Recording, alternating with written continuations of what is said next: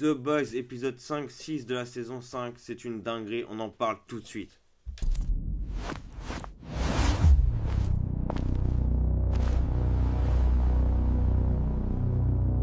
Hello les gars, c'est votre gars Wall Stark, bienvenue au relais du multiverse. Aujourd'hui on va parler des épisodes 5-6 de la saison 5 de The Boys, la dernière saison.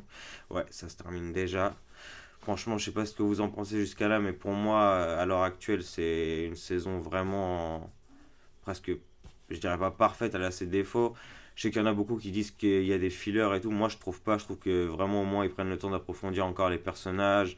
Là, comme on va le voir pour l'épisode 5, ils ont pris une structure différente pour l'épisode. Il y en a qui pensent que c'est peut-être pour une dernière saison, c'est pas le moment de tester des choses comme ça. Moi, j'ai vraiment apprécié la proposition. En tout cas, on va en parler maintenant. Donc, épisode 5, c'est parti. Donc, l'épisode commence directement avec une pub de Homelander, version propagande, où vraiment on le fait passer pour une figure divine, pour un dieu. Donc on est plus dans le super-héros populaire, là on est dans un cadre religieux, où vraiment il veut prendre l'Amérique, l'Amérique à partie, comme s'il était le sauveur, le dieu messie. Donc l'idée en plus de l'église démocratique d'Amérique qu'il veut mettre en place, franchement c'est flippant. Ça fait très très peur. En plus, Homelander lui-même ne veut plus être vu comme un simple prophète. Il veut être vu comme un dieu. Quand on lui fait la remarque que c'est un prophète, il n'accepte pas. Pour lui, c'est Dieu. Donc c'est vraiment ouf. D'ailleurs, ça vient confirmer ça, parce qu'on a la Bible d'Homelander. C'est à la fois ridicule, drôle, mais c'est terrifiant. Et on sent que le régime d'Homelander, là, a franchi un nouveau cap. On est vraiment sur un régime totalitaire, une dictature. Voilà, vraiment c'est lui qui est au pouvoir. Donc après, Sage, elle lui explique que ce genre de culte peut provoquer une réaction très négative de la part de la population, ce qui est normal. Les gens ne vont pas forcément accepter que Homelander s'impose comme un dieu. Ça paraît logique. Mais Homelander ne veut pas rien savoir de ça. Lui, il est parti, il est omnibulé. En plus, il a eu des visions. Donc il est très parti là-dedans. Et au lieu de ralentir pour contrôler la masse que Sage dit qu'il va avoir, il veut faire appel à tous les super-héros, il veut rapatrier tous les super-héros pour contrôler la masse. Donc clairement, ça montre qu'il ne cherche plus à séduire, mais il est là, il est dans la domination. Donc après, on a un épisode, donc l'épisode 5, il est un peu spécial, il est construit différemment. On n'a pas le logo The Boys. Et à la place, on a le nom d'un personnage qu'on va suivre. À chaque fois, en fait, l'épisode est centré sur des chapitres par personnage, en fait. Donc ça commence par Firecracker. En fait, on dirait que chaque chapitre, chaque personnage démontre une facette d'Homelander. Pour Firecracker, c'est la propagande. Pour Black Noir et Deep, c'est le ridicule et la peur de Homelander. Pour Terreur, c'est un peu le côté what the fuck. Sage annonce le plan global.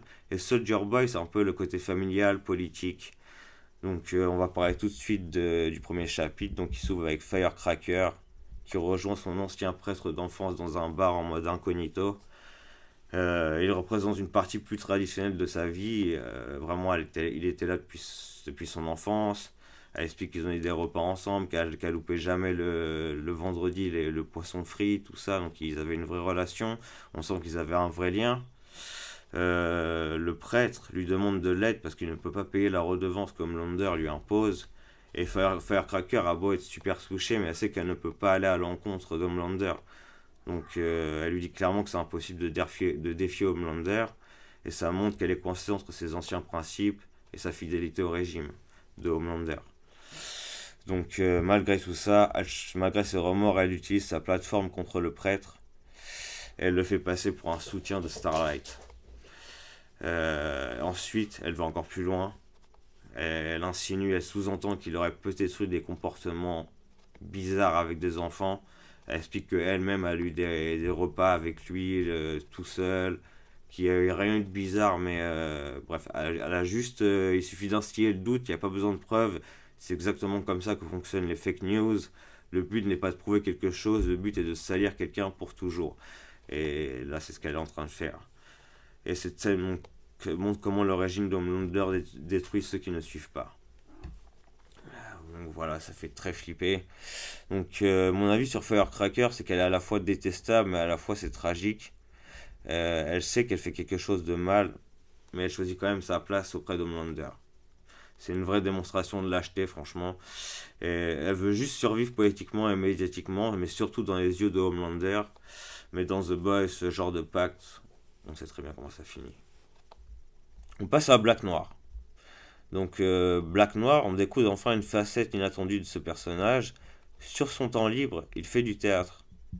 Il joue avec Adam Bourke. Je sais pas si vous vous rappelez, c'était celui qui a fait les Seven of Dawn, tous les films de Vote, là, tous les films des Seven. C'était lui le réalisateur qui s'est fait virer dans la saison 3, la saison 4, je sais plus. Du coup, maintenant, il fait du théâtre. Et en fait, il se trouve que Black Noir prend ses cours de théâtre avec lui. Donc, c'est totalement absurde, mais c'est aussi drôle. Et il joue une pièce de théâtre où il joue quelqu'un de gay. Donc ça va contre les principes un peu d'Homelander, tout ça. Mais bon, pour lui, il est coincé dans un costume chez Vought, à pas parler en tant que Black Noir. Donc là, il peut s'exprimer sur les pièces de théâtre. Donc c'est une manière pour lui d'exister autrement. Mais il est vraiment à fond dedans en tout cas. Mais du coup, The Deep découvre ça. Et, euh, et c'est pas bon du tout parce que The Deep et Black Noir ils sont un peu en guerre par rapport au fait que The Deep ait menti par rapport à Stan Edgar quand il l'a ramené, quand il a gazé quand il a gazé Black Noir dans la voiture. Black Noir il est encore là, enfin, ils sont un peu en guerre. Et du coup The Deep, bah, ce qu'il va faire c'est qu'il va envoyer une murène dans les toilettes où Adam Burke va se pencher et la murène va carrément lui rentrer dans le popotin et va lui faire un carnage pas possible et va le laisser bah, mort. RIP Adam Burke.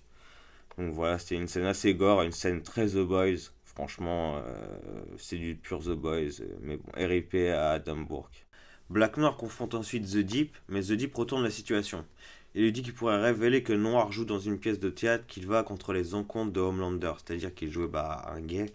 Et on sait que Homelander, il a du mal avec tout ça. Bah, de toute façon, c'est un extrémiste.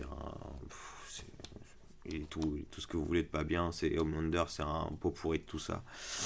Et du coup, ça montre que les soupes, même entre eux, vivent dans la peur, que personne n'est libre, et même les membres des Seven doivent cacher leur vraie personnalité. Ouais.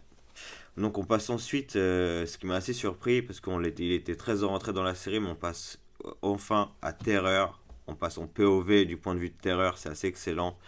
Donc gros moment what the fuck avec Terreur. Au début, on croit voir Homelander appeler quelqu'un en POV, et là Homelander se cambre et lui fait voir son popotin, lui dit des choses genre est-ce que tu veux me prendre, et après hop on voit les yeux qui se réveillent et on voit une peluche et on comprend que c'est Terreur en fait qui va sur la peluche de Homelander et bah en fait il continue ce qu'il aurait dû faire dans le rêve, c'est-à-dire bah prendre Homelander par où vous savez, et c'est assez what the fuck, être très marrant, très The Boys comme d'habitude. Et voilà, franchement, Terreur, pour moi, c'était le GOAT de l'épisode, je vais pas vous mentir. C'est complètement débile, mais dans le bon sens, c'est du pur The Boys. Donc après, Terreur permet de revenir un peu aux Boys. Du coup, cette scène ramène l'histoire du côté de Butcher et son équipe. Les The Boys cherchent toujours Bombsight. Ils ont besoin du V1, mais Bombsight, il est introuvable pour le moment. Ils savent pas où il est, ils ont aucune trace, aucun indice. Et le virus de anti-soupe devient le centre de tout. Ça devient le centre de tout. C'est vrai, il se concentre à 100% là-dessus. Butcher est prêt à l'utiliser dès qu'il sera prêt. Même si le plan n'est pas parfait, il est dans la logique d'une guerre totale. Il est soutenu même par Annie, Kimiko. Ils sont tous conscients que là, c'est la course contre la montre. Si Homelander le chope en premier et qu'il se l'injecte, et bah, il sera trop tard. Donc, c'est dès que le virus il est prêt, bah, il faut y aller tout de suite. C'est go en fait. Faut pas laisser le temps à Homelander de récupérer le V1. Donc, c'est vraiment une course contre la montre. Donc un détail que j'ai remarqué qui m'a fait plaisir, et j'aime bien quand on approfondit les personnages, c'est la crème et ses tocs. En fait, vous vous rappelez au début, il avait vachement de tocs, il se lavait tout le temps les mains, il était très maniaque, il rangeait tout, il était très très matrixé. Et là, c'est un détail que j'ai trouvé fort. Il n'a presque plus de tocs en fait. Il explique que c'est parce qu'il se considère déjà mort. C'est glaçant. Ça montre que les boys sont simplement, ils sont tous au bout là. Ils ne pensent plus à survivre, ils ne pensent qu'à finir la mission.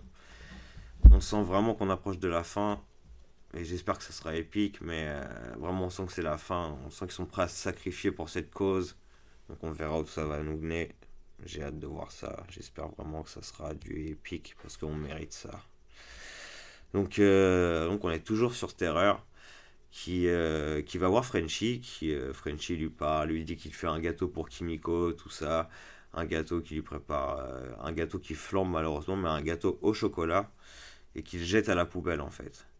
Et Frenchie s'en va. Et la terreur commence à manger le gâteau. Tout le monde panique pour sauver le chien parce que c'est du gâteau, c'est du chocolat, pardon. Pour le chien, c'est surtout un chien de son âge, comme il dit Butcher, c'est fatal. Donc tout le monde se met en panique. Yui se donne vraiment à fond et ramène l'eau oxygénée et permet à Terreur de revomir le chocolat et le sauve du coup. Donc ça rapproche, ça fait un petit moment entre Butcher et Yui. Donc après ça, Butcher lui dit que s'il trouve le V1, il en garderait pour en donner à Annie et Kimiko. Et Yui lui fait la remarque, et pour toi alors? Et Butcher ne répond pas. Ça montre que Butcher est dur, mais pas totalement incessible.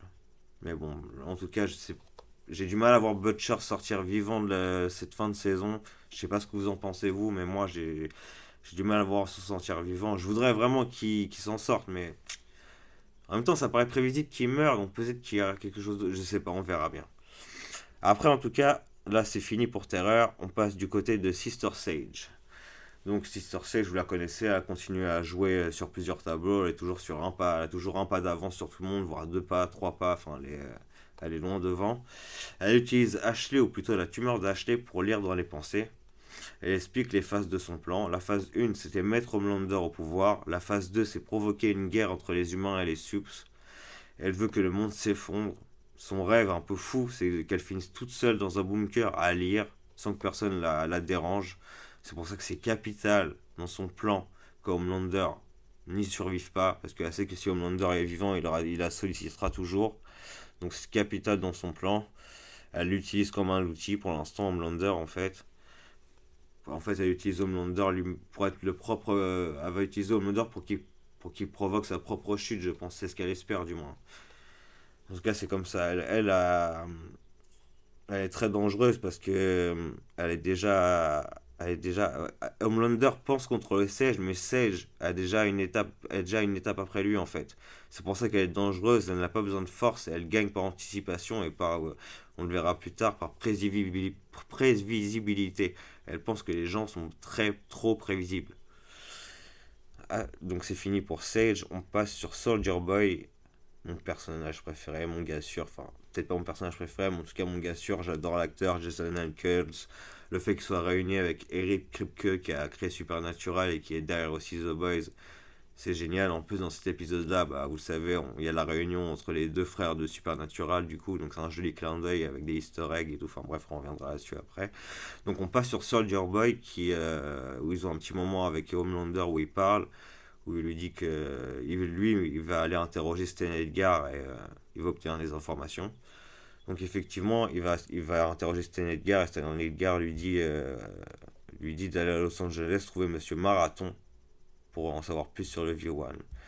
Donc Monsieur Marathon, c'est un ancien membre des Seven, c'est l'ancien A-Train en fait. Donc il est devenu un genre de un contrebandier avec des objets liés à Vote. Il peut avoir de la drogue, plein de choses. C'est un genre de. Vraiment, c'est un hustler quoi. Il est habillé en survêt, enfin, c'est un gars, voilà. Il est dans un délire. En tout cas, toute la partie de chez Mister Marathon, elle est très très méta. On retrouve Seth Rogen, qui est lui-même producteur de la série. Puis Seth Rogen, vous connaissez pour ses comédies, ou pour j'espère que vous avez vu la série The Studio l'année dernière sur Apple TV, qui était une dinguerie. Enfin, Seth Rogen, c'est un personnage, c'est un acteur que j'apprécie énormément, un producteur aussi que j'apprécie énormément, avec beaucoup de guests.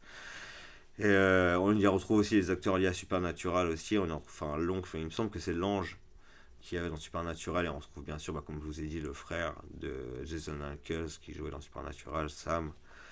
Donc ça donne un côté réunion de famille. The Boys maîtrise très bien ce mélange entre satire, caméo et autodérision.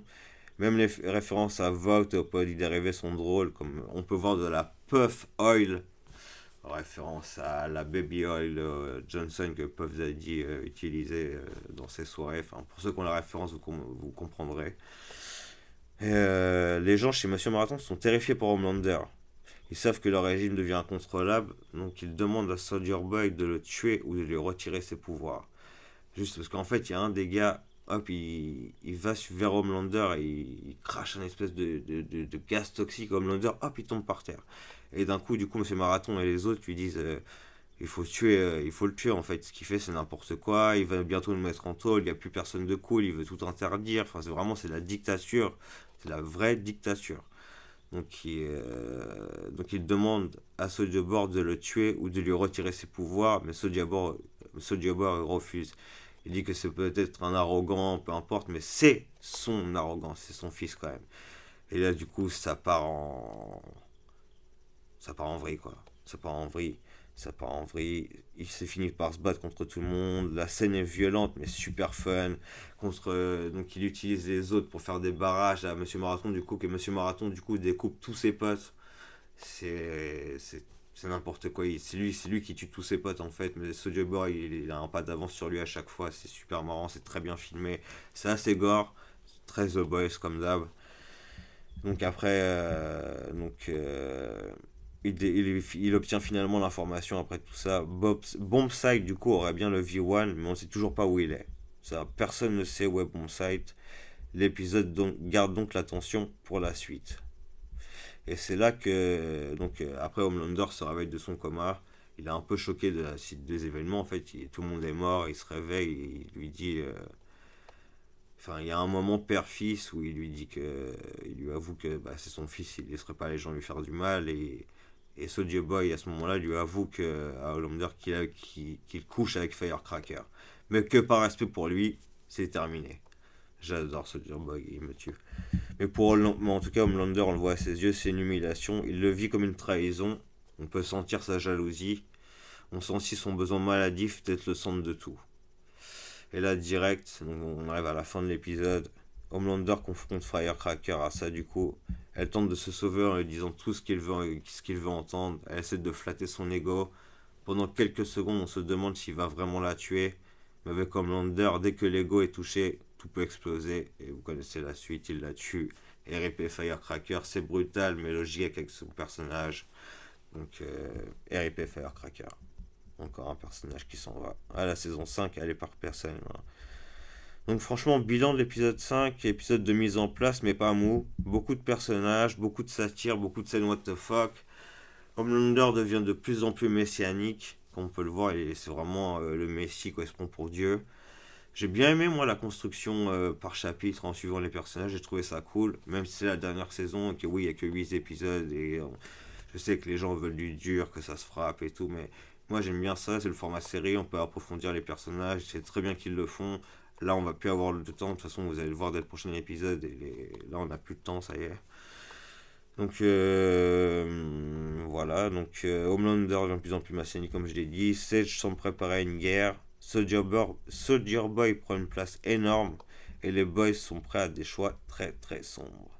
Donc voilà, on va passer à l'épisode 6 du coup. Donc épisode qui s'appelle Même si le ciel s'effondre. Donc rien qu'avec ce titre, on sent que on va vers quelque chose de très très lourd. L'épisode tient cette promesse. On a vraiment une sensation d'avant-apocalypse. Donc c'est très... Bah, il était temps, il est temps. Et bon, je pense qu'on va vraiment avoir ce qu'on mérite. On a un retour de personnage. Donc l'épisode commence avec le retour de la légende. Il travaille maintenant incognito dans un ciné-vault. C'est assez marrant, il se prend toujours pour un player, il se prend sa petite ligne de vous savez quoi, il met ses lunettes, il jette un petit regard dans le miroir, il s'apprête, c'est hilarant.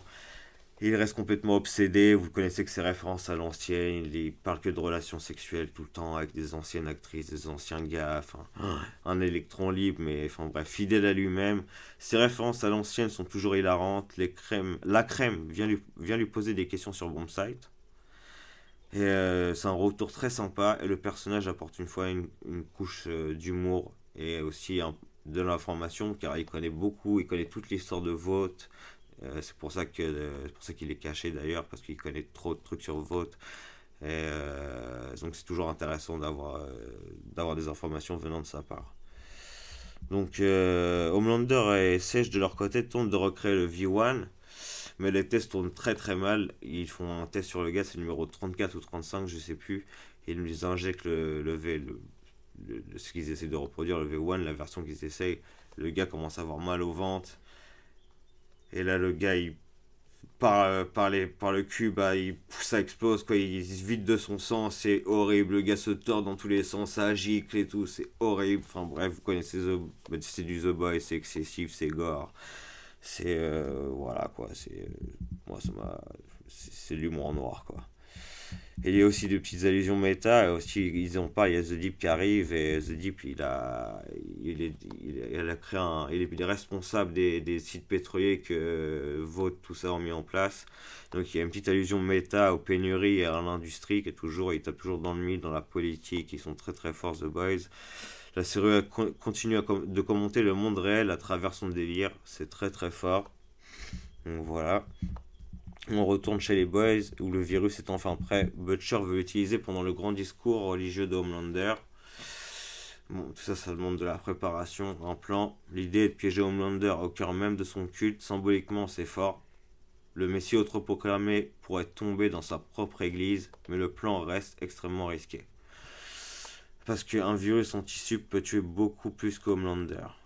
Donc voilà, le dilemme moral. Annie et Kimiko sont directement concernés. Bah ouais. Elles sont déçues elles aussi. Utiliser le virus et accepter qu'elle puisse mourir. Donc c'est chaud. Kimiko ne veut pas voir Frenchie vieillir et dépérir pendant qu'elle reste immortelle, mais elle et Annie finissent quand même par accepter de prendre le risque. Je pense que c'est par amour qu'elles font ça, clairement. Ça montre que tout le monde est prêt à payer un prix énorme.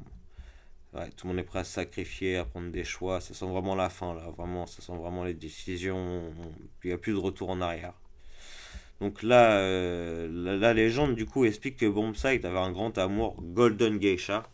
Elle vit maintenant dans une maison de retraite pour sup que Vought finance tout ça. Donc les boys vont donc la chercher. Au début, la légende et Kimiko ont une approche plutôt calme. Ils essayent d'aller lui parler tranquillement, mais elle refuse de coopérer et les vieux soupes se braquent direct et commencent à former un cercle autour d'eux. Et ça reste des supes quand même, ça reste des super-héros, même si c'est des anciens, bah ils sont chauds. Donc voilà. Donc les boys passent au plan B, le kidnapping. Pas de demi-mesure comme d'habitude, hein, vous les connaissez. Donc la scène de kidnapping, elle est vraiment excellente. Visuellement, c'est très très drôle. Voir des anciens subs se battre avec leur pouvoir vieillissant, c'est du pur The Boys. C'est ridicule, mais aussi super créatif. La série arrive encore à surprendre avec des scènes d'action complètement absurdes. Ce passage apporte de l'humour avant la tension finale.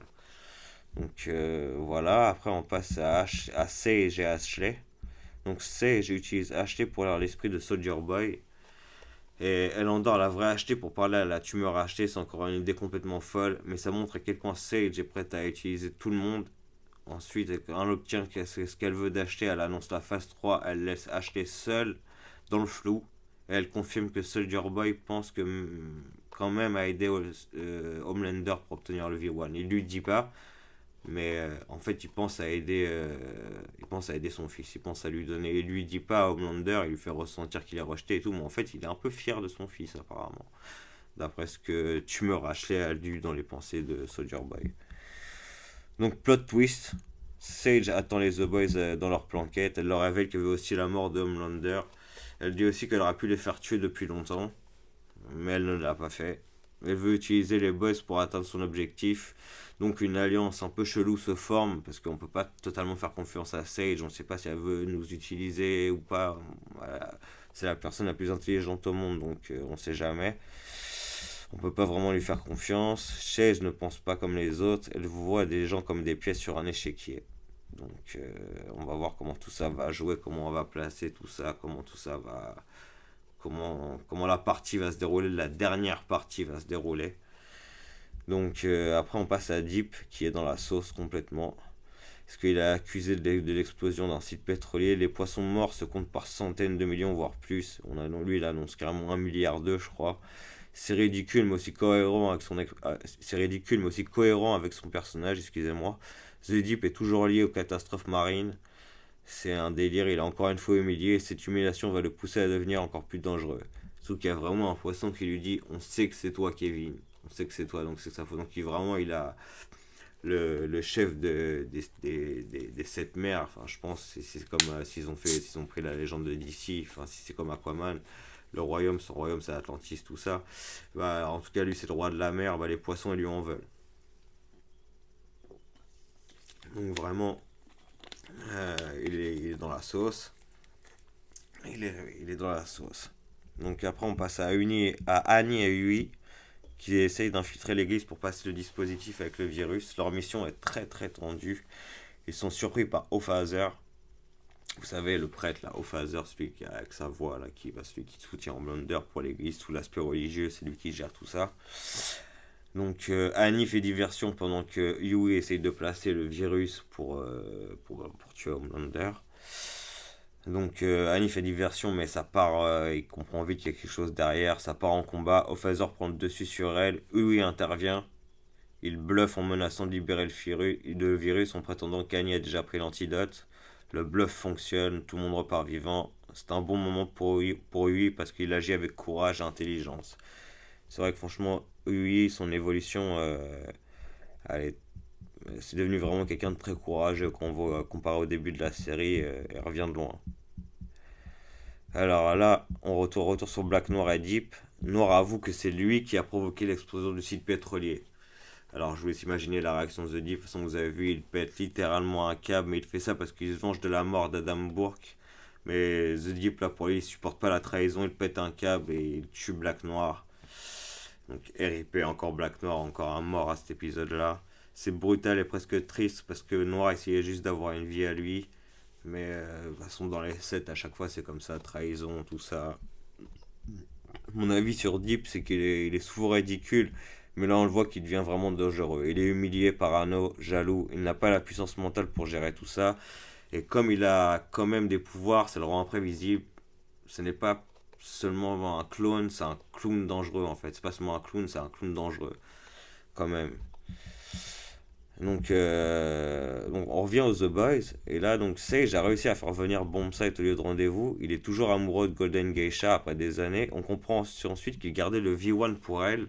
Il voulait lui offrir une forme d'éternité, mais elle avait refusé. Ça rend Bombsight plus humain que prévu. C'est pas juste un mauvais super-héros. Vraiment, il a pas l'air mauvais en fait. Il ne semble pas du tout être un monstre. Il agit par amour et ça change la perception du personnage. En parallèle, Homelander interroge la légende et là la légende est incroyable. Il parle, il raconte, il part dans ses métaphores. Il arrive presque à noyer Homelander sous ses histoires et surtout il s'en sort vivant. Franchement, respect. C'est pas pour rien qu'on l'appelle la légende. Mais Homelander en tient quand même ce qu'il voulait. Il découvre un moyen de retrouver Golden Geisha grâce au collier GPS Vault. Donc là, arrivée de Soldier Boys, là où sont les boys. Donc Soldier Boy arrive. Vous savez que lui et Bombsight, ils ont une rancœur qui date depuis des années. Donc ça va péter. C'est Sage qui a tout orchestré. Homelander se rend même compte. Elle sait que les gens sont prévisibles. Elle mise vraiment, comme je vous le disais, sur la prévisibilité des gens. C'est ce qu'elle dit. Elle dit les gens sont tellement prévisibles. Donc elle joue avec leurs émotions. Et Soldier Boy affronte Bombsight. Le combat commence très très fort. Mais ensuite, il parle du passé. Le ton s'apaise. Soldier Boy propose à Bombsight de le rendre mortel en échange du V1. Ça le rendra mortel. Il pourrait finir ses jours auprès de Golden Geisha. Et voilà. On sent que tout peut basculer à ce moment-là parce que effectivement, Bombsight accepte. Soldier Boy utilise son pouvoir, lui retire ses pouvoirs à Bombsight, il devient immortel, donne le V1 à Soldier Boy. On est au climax de l'épisode. C'est là que l'épisode part dans le cauchemar. Il l'utilise pas contre Homelander, il le tue pas, il le donne à Homelander qui se l'injecte. Il le fait par amour pour Stormfront, c'est ce qu'il dit, c'est ce que Clara voudrait. Et là, les boys voient leur pire cauchemar devenir réalité. Leur seule chance de l'arrêter vient peut-être de disparaître, ou pire, Homelander vient peut-être de devenir encore plus dangereux. L'épisode se termine là-dessus on voit qu'il prend de la puissance avec son rayon laser dans le ciel. Ça se termine sur une vision apocalyptique. Il nous reste 2 épisodes avant la fin. Donc franchement les boys, c'est normal qu'ils soient en panique. Sage, elle est elle-même choquée. Le plan échappe peut-être même à celle qui contrôle tout, donc c'est ouf. On sent que l'apocalypse commence vraiment. Il reste 2 épisodes, comme je vous le disais, et la situation paraît impossible à gérer. Moi, ce que j'attends maintenant, c'est c'est de l'épique. Je veux vraiment qu'on rentre vraiment dans le vif du sujet là, vraiment une guerre. Vraiment, je veux une guerre. qu'il y ait des soupes aussi du côté des humains et des soupes du côté du régime d'Homelander, mais qu'il y ait une vraie guerre, qu'on ait 2 épisodes dont je pense que le dernier, j'espère qu'il durera un peu plus d'1 heure. Apparemment, le dernier épisode sera diffusé dans les cinémas américains ou peut-être en Angleterre. Je sais qu'en tout cas, le dernier épisode dans certains pays sera diffusé au cinéma. Donc je pense qu'il durera un peu plus d'1 heure, j'espère 1h20 ou quelque chose comme ça. Donc il nous reste un peu plus de 2 heures de série avant que tout ça se termine. Je veux vraiment de l'épique. Je veux ce qu'on nous a promis. Je veux un duel à la Butcher contre Homelander. Pour moi, le truc de ouf, ce serait que Homelander survive, mais sans pouvoir. Vu que Soldier Boy est encore dans la partie et qu'il est un peu instable aussi, peut-être qu'il va lui retirer ses pouvoirs. Je sais pas, c'est moi qui pars dans mes théories, mais ce serait ouf que. On lui a tellement répété Homelander que sans ses pouvoirs, sans sa cape, tout ça, sans son habit, en fait, c'était tellement une merde. En fait, j'aimerais que ce soit ça, en fait, qu'il soit là impuissant en tant qu'humain à subir ça. Ça serait complètement ouf. Donc je vais faire quand même un bilan des épisodes 5 et 6. Ça accélère énormément l'intrigue. Homelander passe du dictateur au messie autoproclamé. Sage révèle un plan beaucoup plus dangereux qu'on pensait. Les boys sont prêts à utiliser une arme moralement horrible. Soldier Boy devient central. Deep devient de plus en plus instable. Mais bon, Deep, à mon avis, lui va pas faire long feu, mais on sait jamais. Firecracker et Black Noir, RIP du coup. Le V1 devient l'objet le plus important de la saison, mais bon, ça y est, il a été consommé. Homelander l'a pris. On va voir ce qui va se passer. Là, franchement, je peux pas prédire la suite. J'ai même pas fini les comics. Je suis en pleine lecture des comics, mais je sais pas. Le final de l'épisode 6 change complètement la donne. On dirait que c'est gagné d'avance pour Homelander. Je sais pas, franchement, je sais pas comment ils vont faire, les gars. C'est pour moi, ces 2 épisodes sentent vraiment la fin. On n'est plus dans une simple guerre contre les Homelanders, on est dans une guerre idéologique, religieuse et presque apocalyptique. J'ai adoré le côté métal, les guests, les scènes absurdes, mais aussi la montée de tension. Jusqu'à la fin, où vraiment la dernière image, c'est Homelander qui est en pleine montée de pouvoir. C'est ouf. Maintenant, la vraie question, c'est comment les boys peuvent encore gagner. C'est la vraie question. Est-ce que Marie Moreau va se pointer parce qu'elle est considérée dans la catégorie des soupes, des très très forts. Donc est-ce que Marie Moreau de Gen V va aussi se pointer pour donner main forte? Moi, je pense sincèrement qu'elle va se pointer soit à l'épisode 7 ou alors à l'épisode 8, mais ce serait bien qu'elle se pointe dès l'épisode 7, comme ça fait un vrai payoff pour ceux qui ont vu Gen V, tout ça, donc ça serait cool. Donc bon, on verra bien. En tout cas, merci de m'avoir écouté, de m'avoir suivi. C'était votre gars Wallstar pour le relais du multiverse. N'oubliez pas de liker, de partager, de laisser un petit commentaire, de vous abonner si ce n'est pas déjà fait. Et on se voit bientôt. Allez, on se revoit pour la fin. Ciao les gars.